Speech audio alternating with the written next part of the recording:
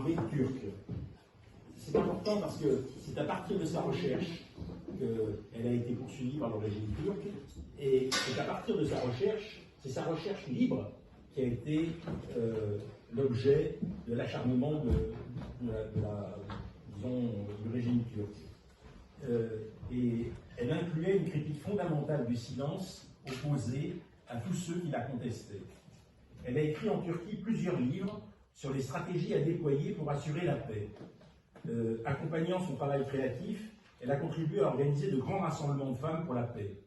Je voudrais dire d'ailleurs que le livre qu'elle a écrit sur l'Arménie, et sur les Arméniens, est un livre très original qui a été publié en français. Et c'est important parce que c'est pas souvent qu'un militant turc écrit sur les Arméniens. On va y revenir. Je dirais seulement qu'elle est amie et camarade de lutte de Hrant Dink, vous savez, ce journaliste arménien qui a été engagé et que le Pen Club avait défendu, celui qu'on appelait le Gandhi arménien. Il a été assassiné par le régime turc, évidemment, en 2007, mais en même temps, elle était l'amie de militants kurdes. Et bien sûr, elle est accusée par la Turquie de terrorisme, accusation banale en Turquie, pour disqualifier toutes les oppositions au dictateur Erdogan.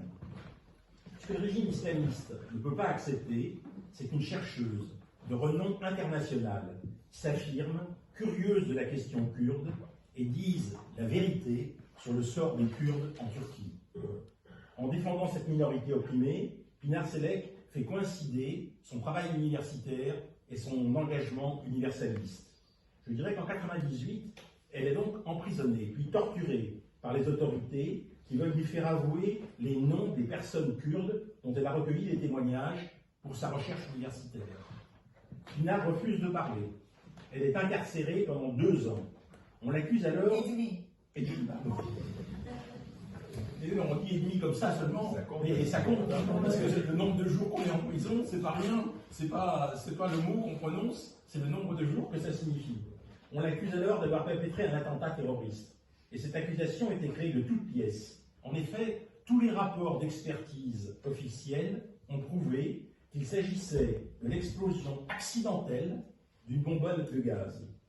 C'est cette accusation qui sert de prétexte à la persécution qu'elle subit depuis près de 25 ans.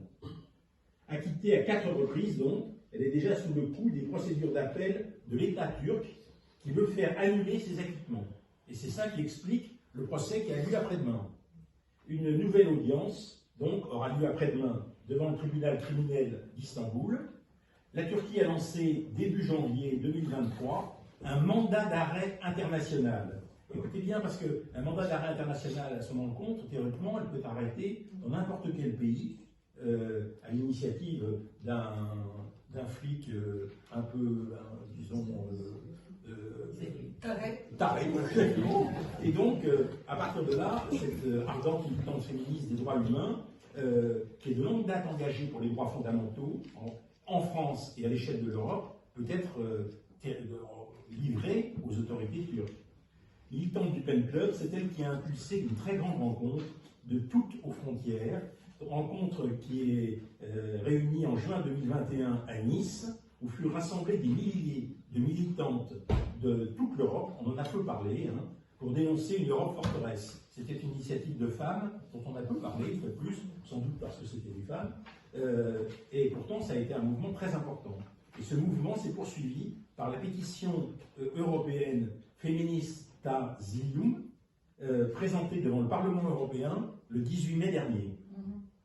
Effaré par la peine qui a été prononcée à l'encontre de Pinar Selek, notre Pen Club, qui vous reçoit aujourd'hui, affirme son soutien et sa solidarité à notre ami Pinar. C'est pourquoi nous demandons solennellement, je voudrais y insister parce qu'on ne pense pas suffisamment au gouvernement français, et nous demandons solennellement au gouvernement français qu'il exprime sans détour son soutien ferme et entier à Pinar Selek, qu'il s'engage à la protéger et qu'il proteste officiellement auprès des autorités turques contre cette décision inacceptable. Le Pen Club s'associe donc à l'Observatoire pour la protection des défenseurs des droits de l'homme et à la Ligue des droits de l'homme, représentée ici par Patrick Baudouin, son président, pour appeler les autorités turques à annuler immédiatement et sans condition la condamnation à perpétuité qui menacent Pinar Sellek. Voilà. Je voudrais vous dire que pour nous, c'est une tâche d'honneur et nous sommes extrêmement fiers d'accomplir cette tâche pour défendre et promouvoir l'œuvre de Pinar Sellek. Voilà, merci.